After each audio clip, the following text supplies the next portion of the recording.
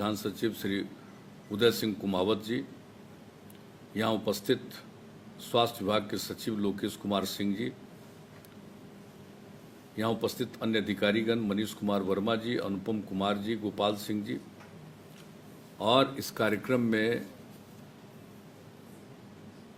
जो video conferencing के माध्यम से जुड़े हुए व्यक्ति उपस्थित हैं, जिला परिषद के अध्यक्षगण, सदस्यगण, सभी प्रमुखगण, पंचायत समिति के सदस्यगण, मुखियागण, वार्ड सदस्यगण, सभी सरपंच, पंचगण, जीविका की दीदियां, नगर निकायों के जनप्रतिनिधिगण और अन्य सभी जनप्रतिनिधिगण, सभी जिला पदाधिकारीगण, अन्य सभी जिला स्तरीय पदाधिकारीगण, क्षेत्रीय पदाधिकारीगण, मैं सबसे पहले आप सब लोगों का स्वागत करता हूं। आज के इस वीडियो कॉन्फ्रेंसिंग में जिसका मकसद है कि आज जो ये कोरोना वायरस के चलते जो स्थिति उत्पन्न हुई है, उसके संबंध में आगे हम लोगों को बहुत ही सचेत और सजग रहना है। उस सिलसिले में यह एक आयोजित किया गया है यह कार्यक्रम। इसके पहले भी कार्यक्रम कई प्रकार के आयोजित हुए हैं और हर स्तर पर हम लोगों ने पूरी स्थिति की समीक्षा की है, लोगों से बातचीत भी की है। अभी जो कुछ भी जितना क्वारंटाइन सेंटर वगैरह है, उसमें भी जो रहने वाले लोगों के साथ भी हमने बातचीत की और क्वारंटाइन सेंटर को देखा। हर जिले के कम से कम 2-2 क्वारंटाइन सेंटर को हमने देखा है और 3 दिन लगातार हम इस काम में लगे रहे। क्वारंटाइन सेंटर में कहाँ है, कैसे लोगों को रखा जा रहा है, कहाँ उनके भोजन का इंतजाम है, कहाँ उनके शौचालय का इंतजाम है और उनके हेल्थ केयर का, उनके स्वास्थ्य के लिए कहाँ पर देखने वाले लोग बैठे हैं, एक एक चीज़। और उन लोगों के साथ भी हमने बातचीत की। और आप जानते हैं कि जैसा अभी माननीय उप मुख्यमंत्री जी ने भी बताया और स्वास्थ्य मंत्री जी ने भी बता दिया, आप सब लोगों को मालूम है, जब इसके बारे में चर्चा शुरू हुई तो ये चर्चा तो आई है पूरे तौर पर ये मार्च महीने से शुरू हुई। उसके पहले तो ये चीन में था और अन्य जगहों पर फैला था, उसकी कोई खास चर्चा नहीं थी। लेकिन जैसे ही इसकी चर्चा शुरू हुई, हम लोग इस पर काफ़ी सजग हुए और जो जरूरी काम है वो सब करना शुरू किया। मुझे याद है आज भी कि 13 मार्च को पहली मीटिंग हम लोगों ने की और सब आपस में बातचीत की और आगे क्या करना चाहिए इसके बारे में सोचा। और विधानसभा, विधान परिषद का आप जानते हैं चल रहा था बजट सेशन, बजट सत्र चल रहा था और उसको सभी दल के लोगों के साथ बातचीत करके 16 मार्च को उसको स्थगित कर दिया गया। बजट पारित करने के बाद ये सब काम हुआ और हम लोगों ने जब आप जानते ही हैं, उसके बाद हम लोगों ने जो जनता कर्फ्यू का आह्वान किया था आदरणीय प्रधानमंत्री जी ने 22 तारीख को मार्च में, और उसी दिन हम लोग शाम में मीटिंग में बैठे थे कि आखिरकार जब ये स्थिति बढ़ती जाने की संभावना है तो हम लोगों को क्या क्या करना है। तो बिहार के बारे में आप लोगों को स्मरण होगा थोड़ा कि हम लोगों ने तय किया था कि 23 तारीख से लेकर के, यानी 23 मार्च से लेकर के 31 मार्च तक हम लोगों ने तय कर दिया था कि सभी जितने भी हमारे प्रखंड मुख्यालय, अनुमंडल मुख्यालय, जिला मुख्यालय, जितने नगर निकाय हैं, चाहे नगर निगम हो, नगर परिषद हो, नगर पंचायत हो, इसके बारे में हम लोगों ने निर्णय किया कि 31 मार्च तक उसमें हम लोग लॉकडाउन लागू करेंगे। लेकिन आप जानते हैं कि 24 तारीख के ही शाम में आदरणीय प्रधानमंत्री जी ने घोषणा की और भारत सरकार की तरफ से पूरे देश में 25 तारीख से लॉकडाउन लागू कर दिया गया और ये तय किया गया था कि 14 अप्रैल तक रहेगा। और आप जानते हैं उसको बाद में बढ़ाना पड़ा 3 मई तक, उसके बाद फिर 17 मई तक और फिर उसके बाद 31 मई तक, यानी 4 खंड में पूरे देश में लॉकडाउन लागू किया गया। और जो आपदा प्रबंधन कानून है 2005 का बना हुआ, उसी के अंतर्गत इसको क्रियान्वित किया गया, लागू किया गया और उसको ध्यान में रख करके केंद्र सरकार ने इस बारे में गाइडलाइन जारी किया कि कैसे क्या करना है और लॉकडाउन का मतलब क्या है, एक एक बात की जानकारी दी गई। और मुझको खुशी है आप सब लोगों की बड़ी अच्छी भूमिका रही है। हमने देखा है एक एक चीज़ की समीक्षा हर दिन हम लोग बातचीत करते रहे और नियमित तौर पर हम लोग मीटिंग करते रहे हैं और जिला के स्तर पर समीक्षा के लिए हम डीएम एसपी जो हमारे जितने लोग अन्य अधिकारीगण हैं, कमिश्नर हैं, सब हैं, तो सब लोगों के साथ, पुलिस अधिकारियों के साथ हम लोग बातचीत करते रहे हैं और हर स्तर पर और यहाँ पर मुख्य सचिव के स्तर पर प्रतिदिन ये बातचीत होती रही है। आपदा प्रबंधन कानून लागू है, इसलिए आपदा प्रबंधन को ध्यान में रखते हुए हर स्तर पर हुआ। लेकिन जो मुझे मालूम हुआ और जो कुछ भी हम लोगों ने देखा, एक एक चीज़ का जो विश्लेषण करते थे हम लोग कि कहाँ क्या हो रहा और उसके बारे में लोगों में जागरूकता ला रहे थे, तो ये पता चल रहा था कि भाई अपने यहाँ लोगों में बड़ी जागृति थी, गांव में रहने वाले लोगों में जागृति और जितने भी हमारे जनप्रतिनिधि हैं सब में जागृति। आप सब लोगों ने मेहनत किया है, कोई मामूली काम नहीं किया, इसलिए हम आपको बधाई देते हैं। और आप जानते हैं कि हमारे जो भी गांव में रहने वाले लोग थे उनको भी पता था कि भाई इसके लिए ज़रूरत इस बात की है कि बाहर से लोग नहीं आवे।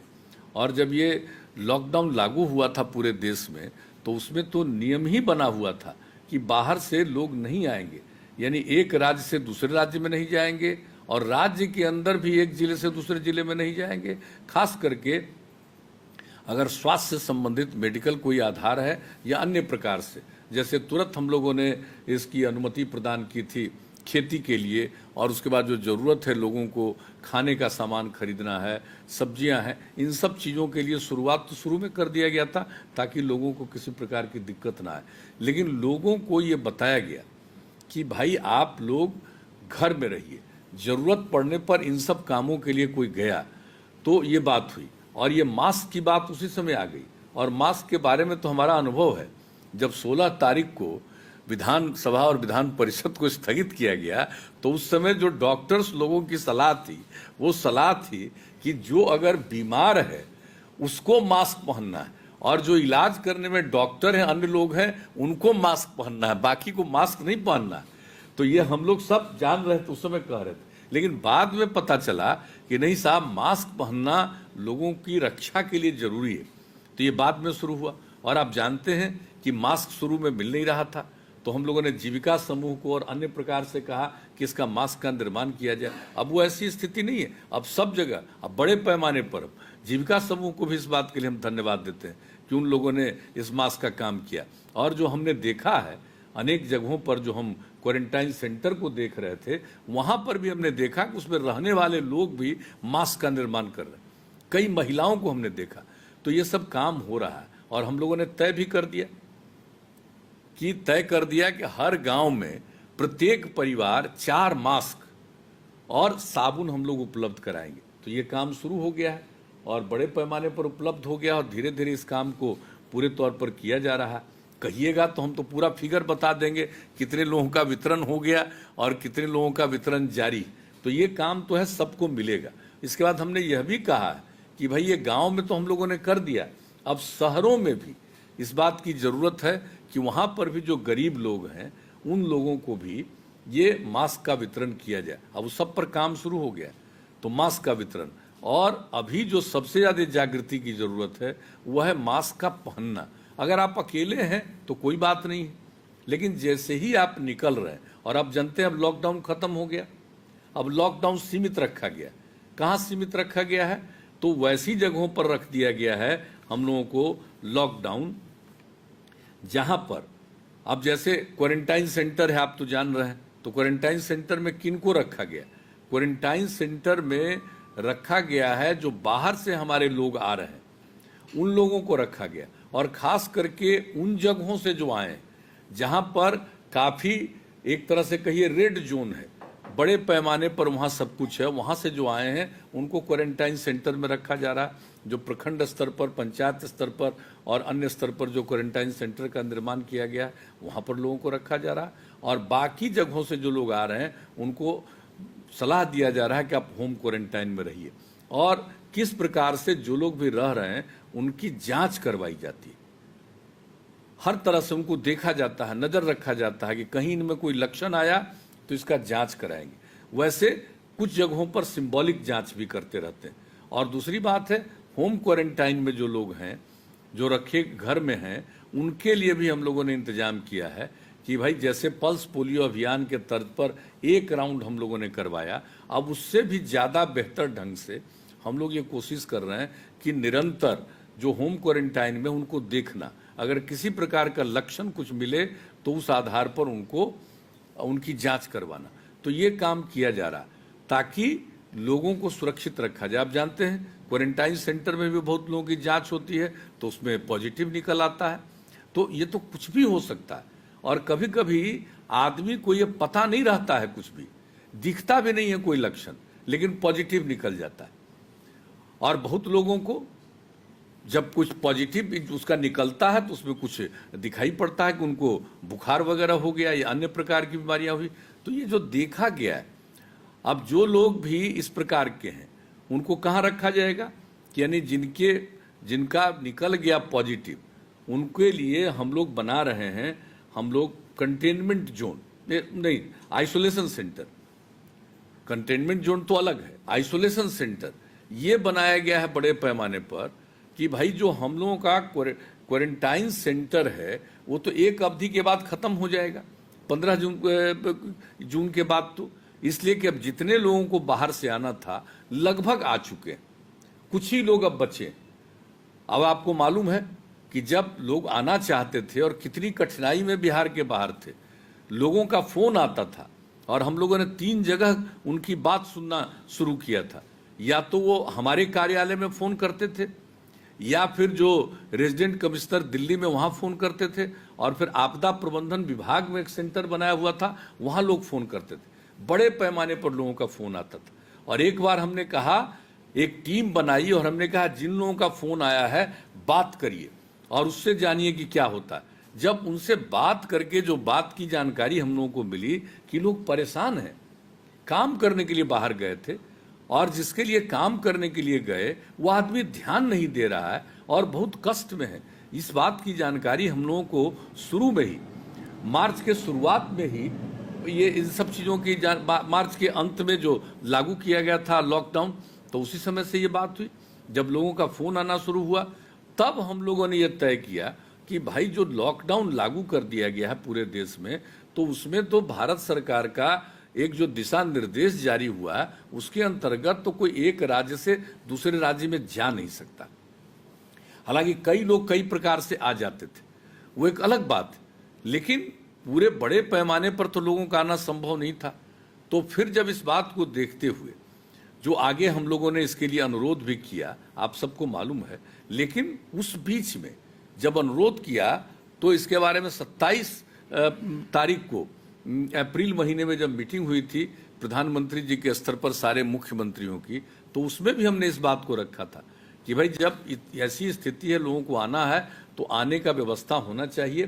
तो एक निर्णय हो गया और फिर बाद में हुआ कि बस वगैरह से आएंगे, लेकिन हम लोगों ने कहा कि भाई ट्रेन से आएंगे तो ज़्यादा सुविधा होगी, और हम इसके लिए केंद्र सरकार को धन्यवाद देते हैं कि उन लोगों ने ट्रेन की व्यवस्था शुरू कराई और ट्रेन से बड़ी संख्या में लोग आए और ज़्यादा बेहतर ढंग से आए। भाई इक्का दुक्का घटना तो घट सकती है, उसको तो कोई नहीं कह सकता है कि कोई भी काम करिए तो उसमें कहीं इक्का दुक्का कोई गलत नहीं करेगा, हो जाता है। लेकिन जब आना शुरू हुआ तो आप जान लीजिए कि ट्रेन से आना शुरू हुआ तो लोगों को कितनी सहूलियत हुई, लोग आने लगे। लेकिन जो हम बात कहना चाहते हैं, जो लोगों का फ़ोन आ रहा था, तो फ़ोन को सुनने के बाद और जो पूरी चीज़ों की जानकारी मिली, तो वहाँ के सरकार को भी हम लोग अनुरोध किया कि भाई आपके यहाँ हैं, इन लोगों का पर ध्यान रखिए। और हम लोगों ने क्या किया, हम लोगों ने तय किया कि हमारे जो लोग बाहर फंसे हुए हैं उनको हम कुछ मदद करेंगे। और हम लोगों ने ये तय किया, मुख्यमंत्री राहत कोष से, सीएम रिलीफ फंड से, जो हमने ये तय कर दिया कि उन लोगों को 1-1 हज़ार रुपया की मदद करेंगे। और आपको मालूम है कितना एप्लीकेशन आया, 20 लाख से भी ज़्यादा लोगों को मदद दी जा चुकी। और अब कुछ लोग आ गए पटना, उनका मान लीजिए यहाँ पर अकाउंट नहीं था, अब हमने यह भी दिशा निर्देश दिया है कि अब यहाँ आ गए हैं, उनको वो पैसा भी जरूर दे दीजिए। तो खैर ये सब तो एक अलग बात है, हम लोगों ने उन लोगों के बारे में सोचा और बाद में अनुरोध किया तो बड़े संख्या में आने लगे।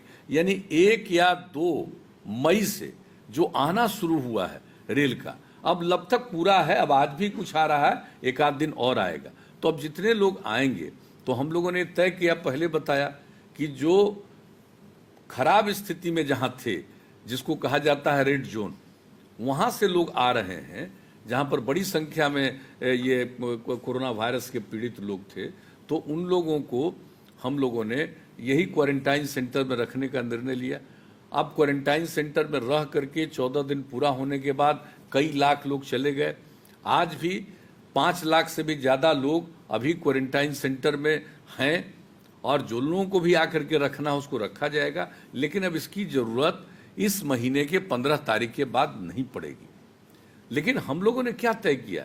हम लोगों ने तय किया है कि भाई लोग आ जाएंगे, इसके बाद भी कुछ दिन के बाद पता चला कि इनको कुछ पॉजिटिव निकल गया कोरोना वायरस का, तो वैसी स्थिति में उनको रखना पड़ेगा आइसोलेशन सेंटर में।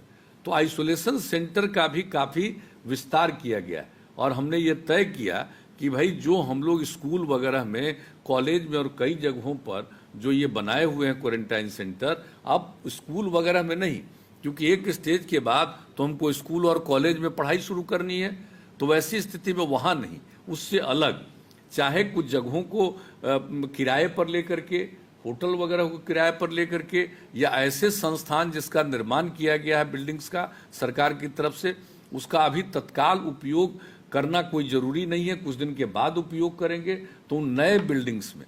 तो कुल मिला करके ये सब काम किया जा रहा है ताकि लोगों को आइसोलेशन सेंटर बना करके वैसी जगहों पर रख दिया जाए। तो ये भी हम लोगों ने तय कर दिया, और आप जानते हैं कि उसमें लोग रहेंगे, और आप अच्छी तरह जान रहे हैं कि कितने जगह पर कि ये जो हम लोगों ने आइसोलेशन सेंटर जो संचालित किया है, अभी उसमें 13,796 बेड की व्यवस्था है, और इस आइसोलेशन बेड को, यानी सब जो खत्म हो जाएगा क्वारंटाइन सेंटर वगैरह, और लोगों को अगर ये बीमारी निकल गई, पॉजिटिव निकल गया, तो वैसी स्थिति में उनको जो आइसोलेशन सेंटर में रखना पड़ेगा, तो हम लोगों ने तय कर दिया है कि इसके लिए 40,000 बेड का इस्तेमाल, और उसके लिए पूरा का पूरा काम होना शुरू हो गया। और दूसरी चीज़ है कि 2 तरह की बात है, अगर किसी का पॉजिटिव निकलता है तो उनको हम लोग रखेंगे इसमें आइसोलेशन सेंटर में, यानी जिस पर कोई बाहर का लक्षण नहीं दिखता है, यानी उनको न बुखार है, न खांसी है, न अन्य प्रकार की बीमारी है, तो वैसे लोगों को रखते हैं आइसोलेशन सेंटर में, घर पर नहीं, आइसोलेशन सेंटर में। और अगर उनमें किसी प्रकार का बुखार है, कुछ भी है, तो उसको वहाँ से ले करके लिया जाता है, और अनुमंडल स्तर पर, सब डिवीजन के स्तर पर बना हुआ है कोविड हेल्थ सेंटर, और इसमें 3,811 बेड की व्यवस्था की गई, वहाँ उनको ले जाया जाएगा। और अगर वो ज़्यादा उनकी तबीयत खराब है, बहुत खराब है, तो उनको, आप जानते हैं कोविड केयर हॉस्पिटल 3 हॉस्पिटल है, एक है पटना में नालंदा मेडिकल कॉलेज हॉस्पिटल, दूसरा Jawaharlal Nehru college and hospital Bhagalpur, और तीसरा Anugrah Narayan Magadh medical college and hospital गया। ये 3 जगह है जहां पर सबसे गंभीर अगर हो जाएगा लोगों को तो वहां ले जाया जाएगा। यानी अगर किसी का पॉजिटिव निकला तो आइसोलेशन सेंटर में, अगर उनमें कुछ लग गया कि बुखार वगैरह है, तब उनको ले जा करके प्रखंड अनुमंडल स्तर के कोविड हेल्थ सेंटर में, और ज़्यादा बीमारी होगी तो ये 3 अस्पताल में। और जान लीजिए कि तीनों हॉस्पिटल में मरीजों के लिए कुल 2,344 बेड की व्यवस्था की गई। ये सारा इंतजाम किया गया, और हर तरह से हम लोग सचेत हैं और एक एक चीज़ की समीक्षा कर रहे हैं। बाहर से आने वाले लोगों के जांच में पॉजिटिव निकल रहा है तो इसकी संख्या जो भी बढ़ानी पड़ेगी, इसलिए आपको आइसोलेशन सेंटर का जिक्र हमने किया। अब उसकी संख्या बढ़ा करके 40,000 करना है। तो एक एक काम पर पूरी की पूरी जो पूरा का पूरा राज्य सरकार का जो विभिन्न विभाग है, जैसे हेल्थ डिपार्टमेंट, उनको बहुत चीज़ देखना है। ये सारे लोग और अन्य विभाग के लोग भी सब तरह से काम कर रहे हैं।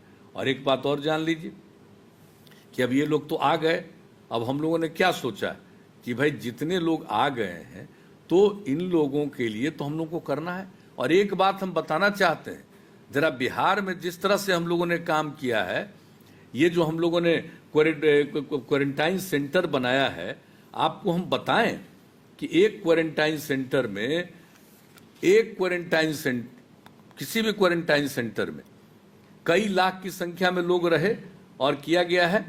और आप जान लीजिए कि वहां पर लोगों पर एक व्यक्ति पर जो क्वारंटाइन सेंटर में 14 दिन रखे जाते हैं 5300 रुपया 5300 रुपया का व्यय हो रहा है। और कौन कौन काम कर रहे हैं हम लोग, एक एक तरह से उन लोगों को हर प्रकार की सुविधा उनको हम लोग देते हैं, कोई दिक्कत उन लोगों को नहीं हो, इस तरह का हम लोग काम करने की कोशिश करते हैं। और इसके अलावे जब ये आ गया तो हम लोगों ने क्या नहीं किया है, किस किस प्रकार से काम किया है। हम लोगों ने तय कर दिया कि जितने हमारे राशन कार्ड धारी हैं और राशन कार्ड हेतु चिन्हित परिवार हैं, इन सब लोगों को 1000 रुपया देंगे। अब तक 1,62,00,000 लोगों को, जिसमें 1,41,00,000 राशन कार्ड धारी हैं और 21 लाख जिनको चिन्हित किया गया है कि जिनको राशन कार्ड नहीं है, ऐसे लोगों को 1000 रुपया दिया जा चुका है। और बाकी लोगों को भी इसके लिए पूरी कोशिश हो रही है। हम लोग देख रहे हैं कि कोई व्यक्ति बचे नहीं, सबका राशन कार्ड बन जाए, उसके लिए काम कर रहे हैं हम लोग तेजी से। और जान लीजिए कि राशन कार्ड धारी और राशन कार्ड हेतु चिन्हित परिवारों को जो हम दे रहे हैं और उसके अलावे जिनको नया चिन्हित किया गया है कि इनको राशन कार्ड बनना चाहिए, उस सबको मिला करके अभी ही 1000 रुपया प्रति व्यक्ति को देने में 1,62,00,000 लोगों को तो खर्च किया जा चुका है राज्य सरकार की तरफ से 1,620 करोड़ रुपए की राशि दी जा चुकी है। अब जितने पेंशन है 85 लाख पेंशन धारियों को 3 महीने का पेंशन अतिरिक्त दे करके 1,017 करोड़ रुपए की राशि खर्च की गई। शिक्षा विभाग के द्वारा छात्रवृत्ति, साइकिल योजना, पोशाक योजना इत्यादि योजनाओं के अंतर्गत कुल मिलाकर के 3,261 करोड़ रुपए की राशि खातों में दी गई है। आपदा राहत केंद्र चलाया गया, 200 से अधिक आपदा राहत केंद्रों का संचालन किया गया, जिसमें 74,74,000 लोग प्रतिदिन लाभान्वित हुए। और आप जानते हैं बिहार में हम लोगों ने कोरोना उन्मूलन कोष का गठन किया गया, जिसमें सब लोगों की तनख्वाह जो होती है, चाहे मुख्यमंत्री हो, मंत्री हो, विधानसभा के सदस्य हो, विधान परिषद के सदस्य हो, उनके तनख्वाह में कटौती की गई। इसके अलावे जो हम लोग करते हैं, सहायता करते हैं, एमएलए और एमएलसी के रिकमेंडेशन पर जो योजना चलती है, जिसमें उन लोगों को जो पैसा दिया जाता है 1 साल में 3 करोड़ रुपए का, तो उसी में से 50 लाख रुपया कम किया गया और उसके आधार पर बना दिया गया कोरोना उन्मूलन कोष। उसमें 180 करोड़ रुपया रख दिया गया ताकि स्वास्थ्य विभाग को चाहे जिस प्रकार से भी दवा की जरूरत पड़े, उसके लिए कोई इक्विपमेंट का है उनको लाना है, उसके लिए जो भी जरूरत पड़े, या अन्य प्रकार से ये जितने सफरर लोग हैं, पीड़ित लोग हैं, उनकी मदद करने के लिए वह भी हम लोग इंतजाम करके रख दिए। जो बजट और सरकार के द्वारा किया जाता है उसके अतिरिक्त यह भी व्यवस्था कर दी गई है कि उनको अचानक कहीं जरूरत पड़े तो ये सब काम करेंगे। तो एक एक तरह से हर प्रकार से आप समझ लीजिए कि पूरे तौर पर कितने तरह से लोगों को हम लोग मदद करने की कोशिश कर रहे हैं। और सबका आपको हमने संक्षेप में जिक्र कर दिया है कितनी राशि खर्च की जा रही है। और यही नहीं, हम लोगों को चिंता है किसी का नहीं, इसके अलावा जो आपदा पीड़ित होते हैं आप सब जानते हैं, हम लोगों ने आपदा प्रभावित लोगों के लिए शुरू से काम किया है। याद करिए आप 2007 में क्या हुआ था जब 22 जिला प्रभावित हुआ था। 2008 में बताइए कोसी की त्रासदी आई, इसके बाद कितनी बार बाढ़, कितनी बार सूखा, सब कुछ आता गया। 2019 में क्या प्रभाव पड़ा। और उसके बाद जो आपदा पीड़ित लोग थे और हम लोगों ने जल जीवन हरियाली अभियान की शुरुआत की, ये सब उसके लिए लोगों को हम लोगों ने कोशिश किया। लेकिन जो आपदा पीड़ित लोगों की हम लोग मदद करते हैं और यह भी, इसको भी आपदा माना गया है, तो हम लोगों का तो शुरू से ये मान्यता है कि जो भी आपदा प्रभावित है सरकार के खजाने पर पहला अधिकार उनका। अब जानते हैं कि ये सब कुछ को बंदी करने के कारण, लॉकडाउन करने के कारण व्यापार वगैरह में कमी आई, तो आमदनी में कमी आ गई, सब कुछ हुआ। लेकिन फिर भी जो सबसे ज्यादा काम किया गया है, आप जान लीजिए, लोगों को हम बता देना चाहते हैं आपको कि इस पूरे सिलसिले में जब से ये हम लोगों ने डिक्लेयर किया और केंद्र सरकार ने डिक्लेयर किया लॉकडाउन, तो उस पूरे पीरियड में आप जान लीजिए हम लोगों ने लोगों को के बीच में जो खर्च किया है 8,538 करोड़ 52 लाख रुपए का व्यय किया।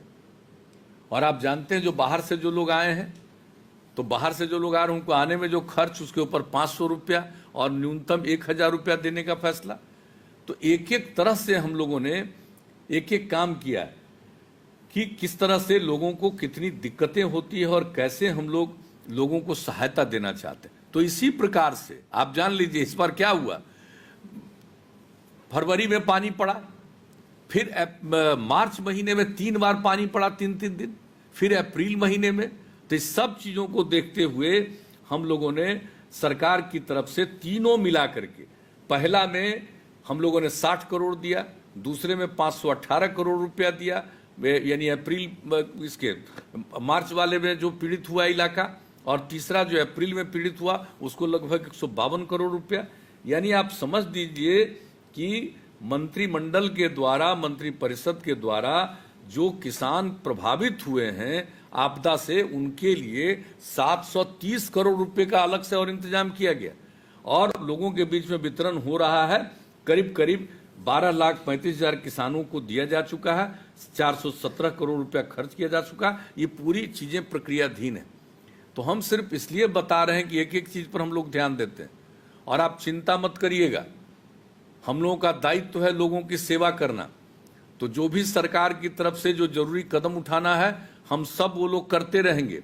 लेकिन अब आपसे आज जो बातचीत हो रही है इसका मुख्य मकसद है कि आपने अब तक लोगों में बड़ी जागृति लाई, लोगों में भी बड़ी जागृति आई। अब लॉकडाउन खत्म है, अब तो सिर्फ उसी इलाके में लॉकडाउन 1 महीना लागू होगा जिस इलाके में मान लीजिए कि वहां निकल जाता है पॉजिटिव एरिया, उसको उसमें उसी के लिए करेंगे।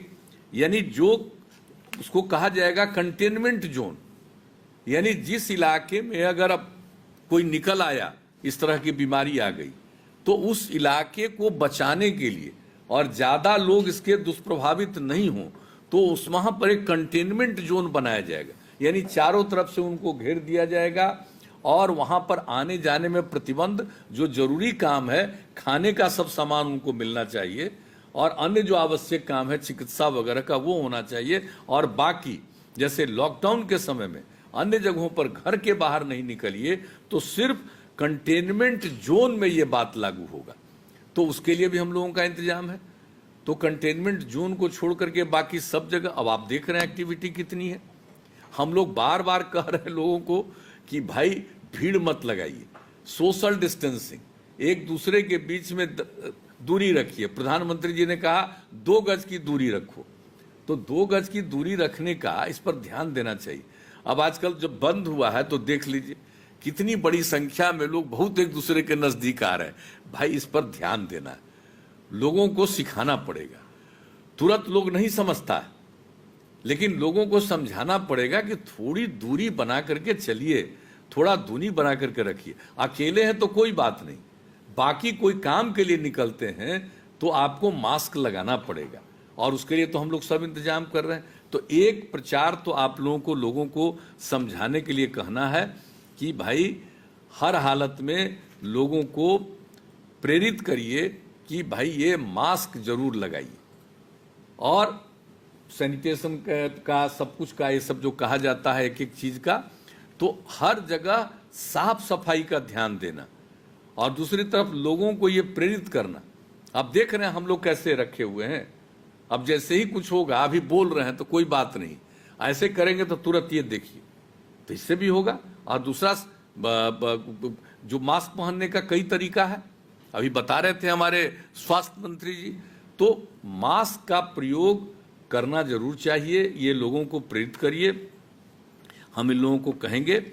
और जो आपको बता दिया कि हर तरह से हम लोगों की ये कोशिश हो रही है कि हम लोग पूरे तौर पर लोगों की रक्षा करें। अब देखिए ये चीज तो आप देख रहे हैं, जो सबसे विकसित देश है दुनिया का, सबसे अमीर देश है अमेरिका, सबसे ज्यादा प्रभावित वहां है। शुरू कहां से हुआ? चीन से। अब कई प्रकार से लोगों ने किया।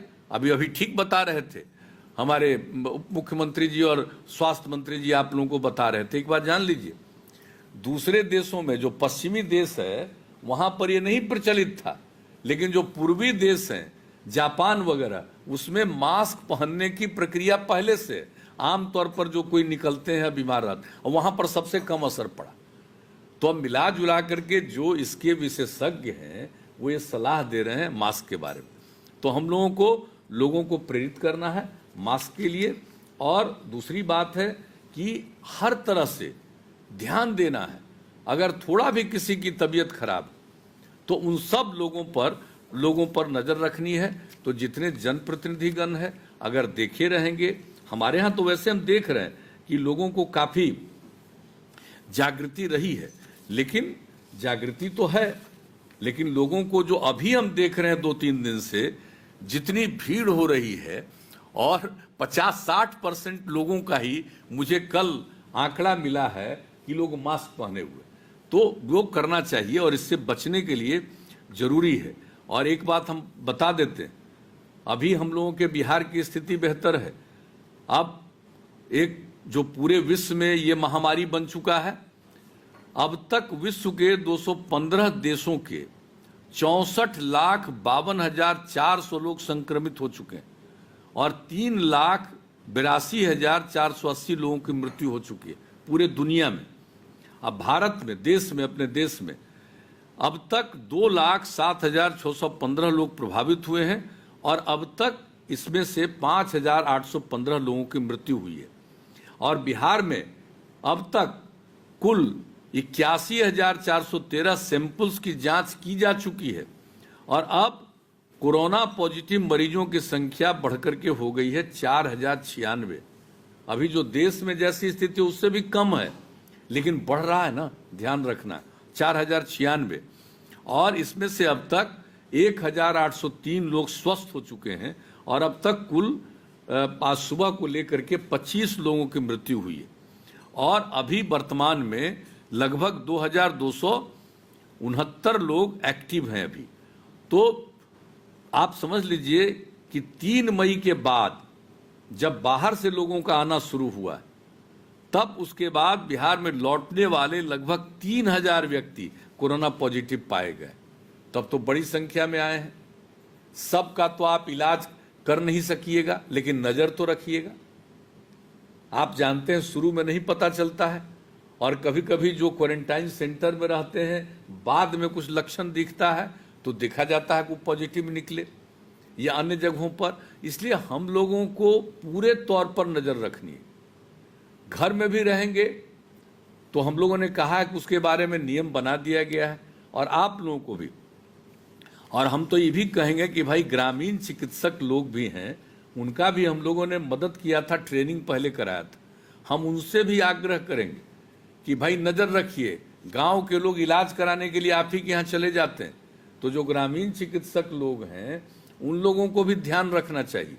वो जैसे ही देखते हैं अगर उनको कोई लक्षण दिखे तो तुरंत उनका जांच के लिए आप कहिए कि जांच करा लीजिए। तो हर किसी को, और जितने हमारे जनप्रतिनिधि हैं, अब हमारे बिहार के जनप्रतिनिधियों में कोई कमी नहीं है। हम जानते हैं आप लोगों में बहुत क्षमता है, हमको पूरा विश्वास है आप पर। आखिरकार बिहार में अगर हमने इन चीज़ों का सामना किया है तो इसमें आप सब लोगों की बहुत अच्छी भूमिका है। आपने भी इसके लिए जो काम किया, उसी के चलते बिहार कम से कम प्रभावित रहा है। लेकिन आगे भी हम प्रभावित न हो, इसके लिए आवश्यक है आपको जागरूक रहना, आपको सजग रहना, और लोगों को बताना है भाई डरो मत। ये तो आ गया है दुनिया भर में, डरने की कोई जरूरत नहीं है। सचेत रहना है, सजग रहना है। और सचेत और सजग रहने में क्या है भाई, कि अगर किसी प्रकार की भी उसको लक्षण मिलता है तो उसकी जांच करा लेना चाहिए। अन्य प्रकार की, और एक बात का ध्यान रखिए, हम लोगों को रखना है, वो ये है कि ये जो होता है ये संक्रमण, तो आप देखिएगा कि इसमें देखा जाता है कि बहुत लोगों का होता है, पॉजिटिव निकल आता है, कुछ पता नहीं चलता है। जिनको बताया गया आपको कि हम लोगों ने आइसोलेशन सेंटर में उनको रखा और उनको कुछ नहीं पता चलता और अपने आप ठीक हो जाते हैं। लेकिन जो देखा ये जा रहा है कि अगर कोई स्वस्थ है तो उसको अगर हुआ भी तो जल्दी से जल्दी वो ठीक हो जाता है, लेकिन उसके चलते अगर कोई अस्वस्थ लोग सामने आ गया, उम्र वाले लोग आ गए, 65 साल से अधिक उम्र वाले, या मान लीजिए कि गर्भवती महिला है, या 10 साल से कम उम्र के बच्चे हैं, बच्चियां हैं, या अन्य प्रकार की बीमारियों से ग्रस्त हैं, ये 4 इसका ध्यान रखना है। यानी 65 साल से अधिक उम्र वाले, जो गर्भवती महिलाएं हैं वो, और जो 10 साल से कम उम्र के बच्चे और बच्चियां हैं, और किसी अन्य प्रकार की बीमारी से ग्रस्त हैं, इन पर खतरा ज्यादा है, इसलिए इनको हम लोगों को रखना है सुरक्षित और ये लोगों को बताना है। तो ये जो अवेयरनेस, जागृति है जिसके चलते आज की मीटिंग है, वो यही है कि आप इन बातों को समझ करके लोगों को जरूर जागरूक करते रहिएगा। नहीं तो बहुत लोगों को लगता है एक स्टेज के बाद लगेगा हम तो बिल्कुल ठीक ठाक हैं। अरे बिल्कुल ठीक ठाक हैं, ठीक ठाक रहिएगा, और हम लोगों की प्रार्थना है कि सब स्वस्थ रहें। लेकिन कुछ लोगों का अस्वस्थ होना, कुछ लोगों का गुजर जाना, ये तो कोई रोक नहीं सकता। लेकिन जागृति रहेगी तो अकारण किसी को नुकसान नहीं पहुंचेगा। इसलिए आज की ये बैठक है, मुझे बड़ी खुशी हुई, और आप लोगों को से हम यही निवेदन करेंगे कि इसी प्रकार से लोगों के बीच में जागृति रखिएगा, और जो 2-3 बातों की चर्चा हम लोगों ने की उस बात पर ध्यान रखिएगा, और कहीं जरा सा भी जिसके चेहरे से आपको लगे कि इसमें अस्वस्थता है तो उसकी जांच जरूर होनी चाहिए। और हम लोग, आप जान लीजिए, अब जांच का ही नहीं, इसके प्रतिदिन की व्यवस्था बहुत ज्यादा हम लोगों ने करवा दी है, और हम लोगों का लक्ष्य है प्रतिदिन जांच का 10,000 लोगों का, ताकि लोगों को किसी प्रकार की दिक्कत नहीं। और जब जांच हो जाएगी तो उस पर सारी कार्रवाई आगे की हो सकती है। और अन्य प्रकार से भी अस्वस्थ लोग हैं, अब लॉकडाउन खत्म हुआ और अस्पताल वगैरह की शुरुआत की जा रही है, तो एक जागृति यह भी है कि जिनको किसी अन्य प्रकार की बीमारी है तो उनको भी इलाज वगैरह जरूर करवाइए। इसलिए ग्रामीण क्षेत्रों में जो ग्रामीण चिकित्सक हैं उनसे हम विशेष आग्रह आज कर रहे हैं कि भाई आपके यहाँ तो गांव का लोग चला जाता है, आपको डिग्री नहीं है, लेकिन लोग आप पर भरोसा करता है, आपके यहाँ चला जाता है, और बीच में हम लोगों ने, राज्य सरकार ने काम किया, ट्रेनिंग भी आप लोगों की दी है।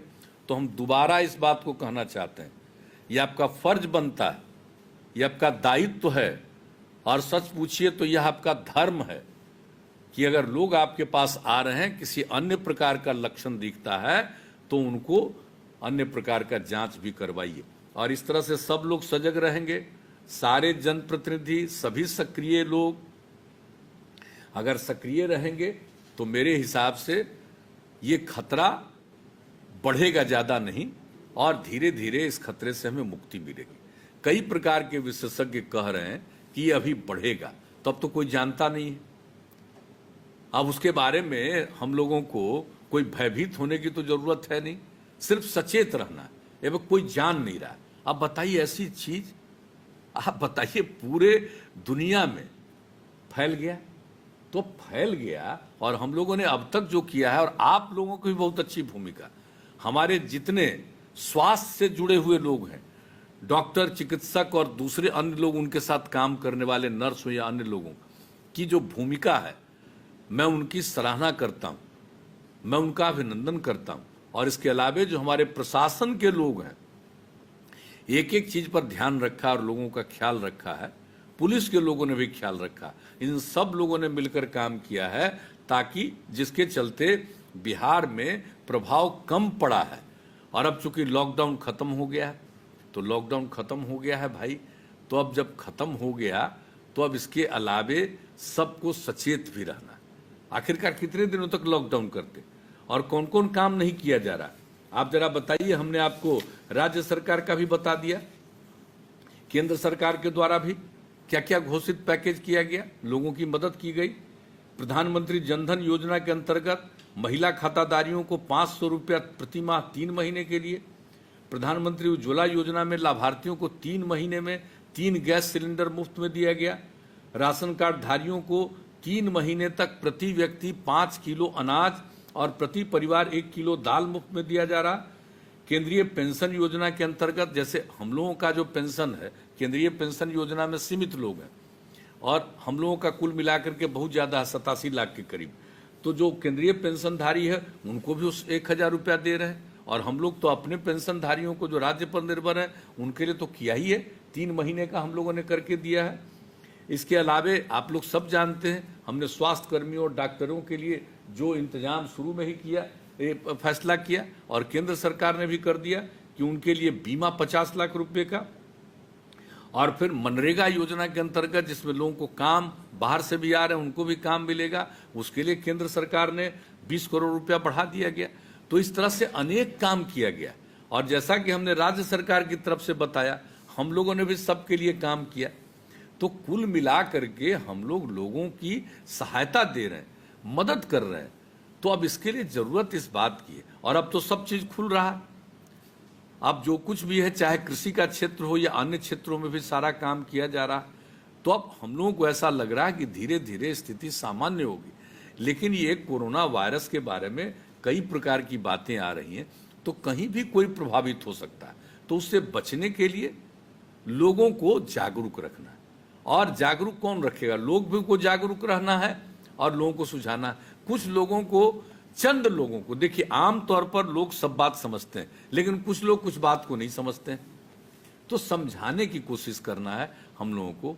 तो आज के दिन हम यही आप सब लोगों से प्रार्थना करेंगे कि लोगों को इन सब चीज़ों के बारे में समझाइएगा, एक दूसरे के प्रति दूरी रखने के बारे में, मास्क पहनने के बारे में, सफाई के बारे में, और जो भाई जो हाथ को साफ रखना है, हर प्रकार से घर को साफ रखना है, सैनिटाइजेशन, इन सब चीज़ों के बारे में जागृति लोगों को कायम रखना। और ये जागृति कायम रहेगा तो निश्चित रूप से प्रभाव कम से कम होगा और धीरे धीरे इससे हम लोगों को मुक्ति मिल जाएगी। इसलिए आज का ये अवसर किया गया है, और इसमें हम लोग आप लोगों को भी अनुरोध कर रहे हैं। और इसके अलावे और काम जो हम लोगों को करना है, हम लोग लाउड स्पीकर के माध्यम से गांव-गांव और शहर-शहर में निरंतर इन जरूरी चीज़ों को बताते रहेंगे कि भाई इस बात का ख्याल रखिए, इस बात का ख्याल रखिए, ये हम लोग कहते रहेंगे।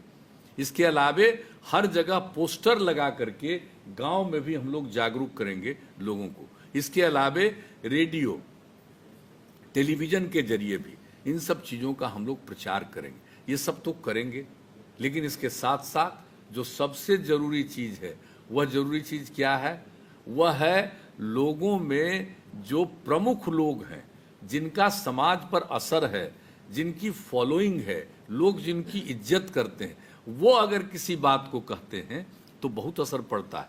और देखिए हम लोगों का व्यक्तिगत अनुभव है, जनप्रतिनिधि रहे हैं, तब से हमने देखा है गांव वगैरह में कोई आदमी अस्वस्थ रहता था। आज की बात हम नहीं बता रहे, हम कितना पुराना 35 साल 40-35 साल पुरानी बात अपना अनुभव बताते हैं कि लोग जब गांव में जाते थे, विधायक थे, तो हम लोगों से पूछते थे कि अच्छा बताइए विधायक जी, यहाँ हम लोग बगल में क्या करें।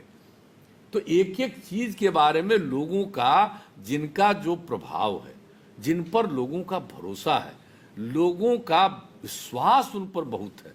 इसलिए हम हाथ जोड़कर पुनः आप सब लोगों से प्रार्थना करेंगे कि सारे जनप्रतिनिधि, आप सब लोग भी इस बात का ख्याल रखिएगा और लोगों को समझाइएगा। हम जानते हैं चंद लोग ऐसे होते हैं जिनका दिमाग बाएं दाएं भड़कता रहता है, वो नहीं मान सकते, लेकिन हम लोगों का दायित्व है सबको कहना।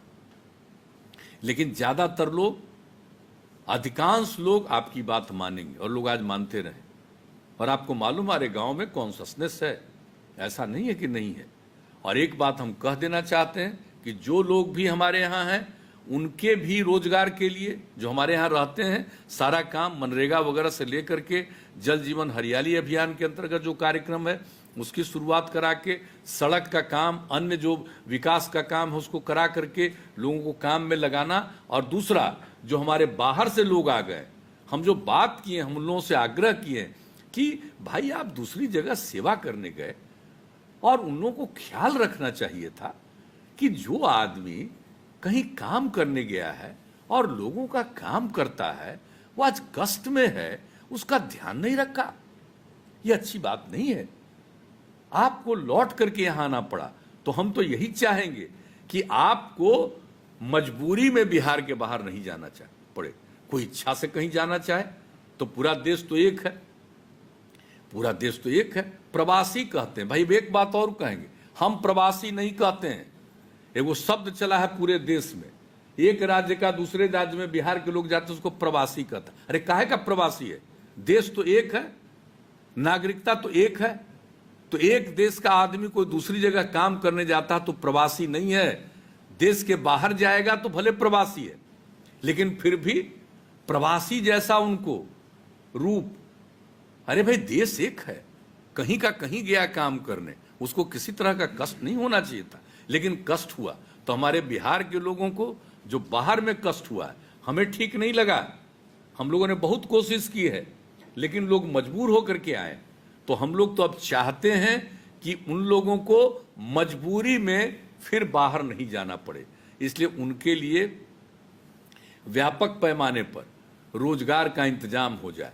इसके लिए पूरा का पूरा काम हमारे यहाँ और पूरे डिपार्टमेंट को और खास करके जो इससे संबंधित विभाग हैं उन सब लोगों को लगाया गया है, चाहे वो ग्रामीण विकास विभाग में, चाहे वो नगर विकास विभाग में, या अन्य जो भी विभाग संबंधित हैं, सब लोगों को एक एक करके लोगों को इस काम में हम लोगों ने लगाया है। और इसके बारे में जो कुछ भी व्यापार को लेकर के, जो कुछ भी बिजनेस को लेकर के अगर कोई नई नीतियां बनानी है, उस पर भी हम लोगों ने चर्चा कर दिया। नई नीतियां बना करके जो पहले से उद्योग का जो काम करने में हम लोग मदद करते हैं, तो उद्योग विभाग को भी जिम्मा दिया गया है। वित्त मंत्रालय उसमें काम कर रहा है, जो हमारे डेवलपमेंट कमिश्नर है उनकी अध्यक्षता में कमेटी है। और बहुत जल्दी जो कुछ भी संशोधन करके हम उन्हें अतिरिक्त सहायता दे पाएंगे। केंद्र की तरफ से भी कुछ काम किया गया है, छोटे उद्योग, मध्यम उद्योग और दूसरे प्रकार के जो और भी छोटे से भी ज़्यादा छोटे उद्योग, उन सब लोगों के लिए भी उन लोगों की तरफ से किया जा रहा है।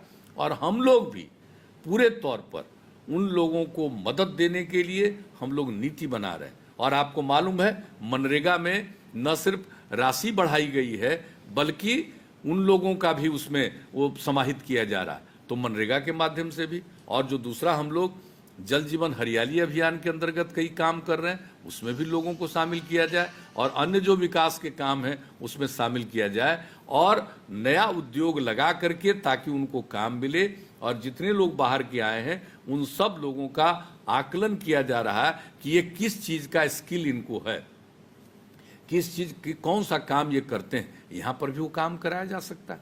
तो एक एक तरह से हम लोग सचेत हैं, उस काम को भी कर रहे हैं, ताकि बाहर गए थे काम करने, मजबूर होकर के उनको लौटना पड़ा है, तो फिर उनको यहाँ की स्थिति ऐसी बनाई जाए कि कोई मजबूरी में फिर किसी को जाना न पड़े। तो इसके लिए भी आपको लोगों के बीच में जागृति का अभियान चलाना है। और सबसे बड़ी चीज़ है, लोगों को इस बीमारी से बचाने के लिए, जागृति के लिए जो हम लोगों ने जिक्र किया उसका करना, और इसका और भी बड़े पैमाने पर प्रचार प्रसार जिसका हमने जिक्र किया हम लोग करेंगे। और हमें पूरा विश्वास है कि हमारे चीफ सेक्रेटरी के नेतृत्व में जो भी राज्य सरकार के सभी विभाग के लोग हैं और जितने भी पुलिसकर्मी हैं, सब लोग लगे हुए। और एक ही हम आग्रह करेंगे कि अब धीरे धीरे सब चीज़ खुला भरा, तो ये तो जागृति का अभियान चलाना ही है, लेकिन कई लोग समाज में विवाद पैदा करने की कोशिश करेंगे। मैं आपसे हाथ जोड़कर प्रार्थना करता हूं कि समाज में विवाद नहीं हो, आपस में प्रेम का, सद्भावना का, भाईचारे का भाव रहे, इसके लिए आप सब लोग प्रयास करिएगा। तो मेरा यही निवेदन है। और अब तक इतने दिनों में आप लोगों ने बहुत अच्छा काम किया है, मैं पुनः इसके लिए धन्यवाद देता हूं। और आज के दिन जो ये कार्यक्रम किया गया, आप सब लोग इतनी बड़ी संख्या में उपस्थित हैं, हम लोगों की बात सुन रहे हैं। अगर हमारी बात पर और हम सब लोगों की बात पर थोड़ा भी गौर कीजिएगा, तो जरूर आप में जो क्षमता है उसके माध्यम से आप ऐसा माहौल खड़ा कीजिएगा कि बिहार में इस चीज़ का संकट नहीं आएगा, बल्कि बिहार में अन्य प्रकार से भी जो लोग पीड़ित हैं उनको भी सहायता मिल पाएगी। तो इन्हीं शब्दों के साथ मैं पुनः दोहरा कर यही कहूँगा कि भाई ये जो कोरोना वायरस जिसको कोविड-19 कहा जा रहा है, इससे डरने की जरूरत नहीं है, बल्कि हमें सचेत रहना है और सबको सचेत करना है और सजग करना है। तो इन्हीं शब्दों के साथ आप सबसे मिलकर मुझे बड़ी खुशी हुई और आपको मैं हृदय से धन्यवाद देते हुए अपनी बात समाप्त करता हूं। माननीय मुख्यमंत्री श्री नीतीश कुमार जी का बहुत बहुत धन्यवाद। अब मैं अनुरोध करूंगा सचिव स्वास्थ्य श्री लोकेश कुमार सिंह को की धन्यवाद प्रस्ताव पेश करें। कोरोना उन्मूलन से संबंधित